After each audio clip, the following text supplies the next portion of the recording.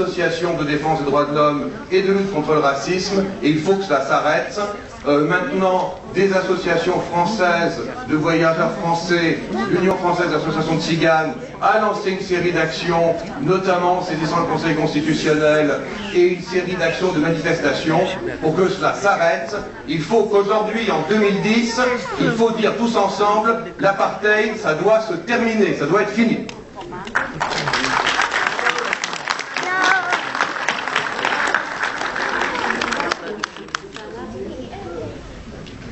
Oui, donc Malik Samancourt a dit droit de l'homme, justement. Ouais, ce qui est intéressant dans tout ce qui vient d'être dit, c'est qu'il y a une demande tout simplement d'égalité. Nous avons une vraie difficulté en France, c'est qu'on continue à regarder les tziganes, les gitans, les manouches, les cités, les calais et autres, comme toujours des étrangers de l'intérieur. Ce qui est sidérant, c'est que cette histoire, il faut attendre 2010 pour voir un film, un premier film pour parler des camps d'internement.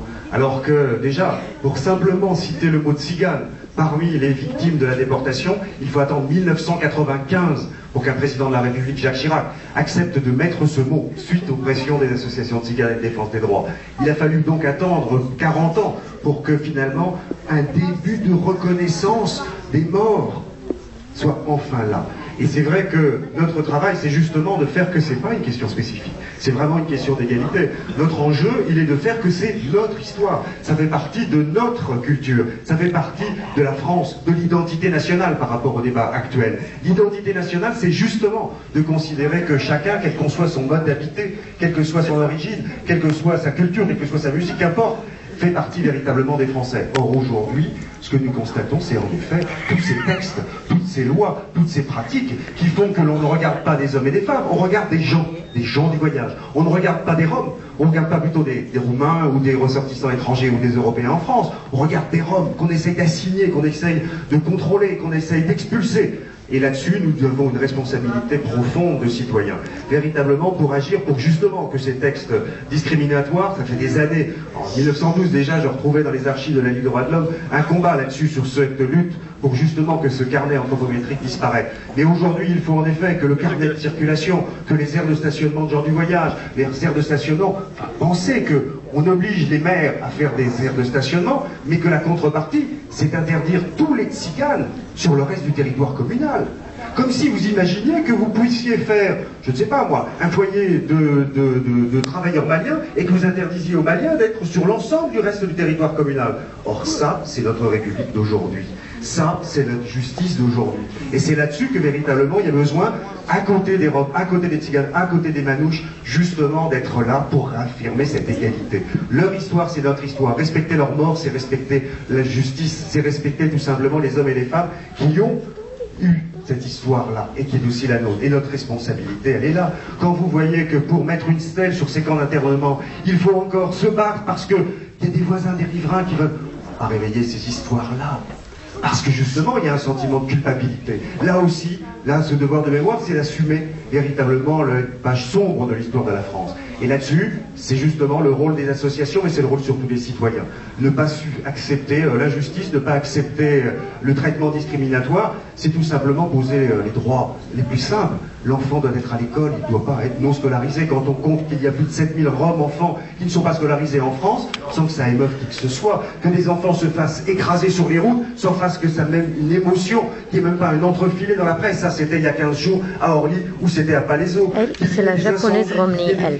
Qui voient leurs gosses brûler vifs à Bobigny et qu'il n'y ait même pas une cellule psychologique d'accompagnement et que 2 jours après, hébergés du gymnase où ils avaient été faits en urgence, ils sont expulsés. Ça, c'est aujourd'hui en France, cette année. Donc là-dessus, nous avons une lourde responsabilité.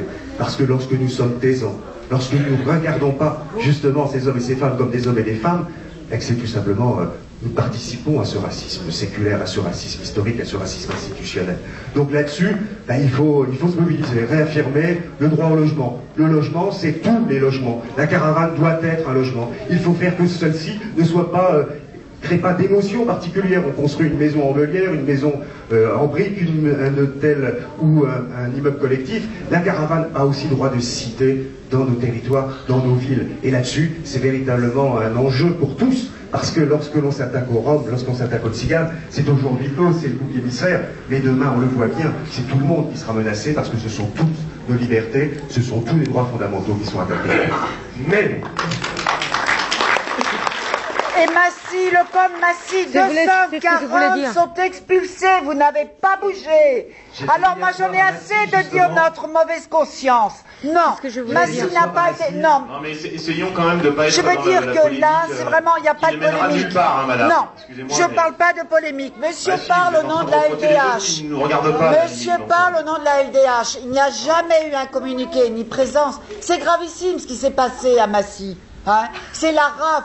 240. Non. J'étais vendredi soir à Massy et nous avons fait une réunion publique sur ce sujet. On va pas être dans des oppositions vraiment stériles, je pense, pour le public qui est ici, qui est venu voir un film qui s'appelle Liberté, avec un réalisateur qui est devant vous, qui est Tony Gatliff. Donc il me semble que c'est pas exactement le lieu pour en parler. Hein. Donc vous en parlerez dans le hall, madame, dans le hall avec le monsieur, je suis sûr qu'il sera d'accord pour parler avec vous. Je vois que madame bouge beaucoup et je pense que votre voisin de droite qui est par ailleurs... Mais Tony voulait prendre la parole, je propose qu'on essaye quand même de laisser un peu le réalisateur s'exprimer sur son film. La LDH a vu passer les communiqués de la section locale et de l'Essonne. Non, ne répondez pas parce que vraiment je pense que ça vaut pas le coup. Je voulais juste vous dire que je suis vraiment très contente de voir... Vas-y, dis. Mais du monde qui est dans cette salle pour qu'enfin on s'approprie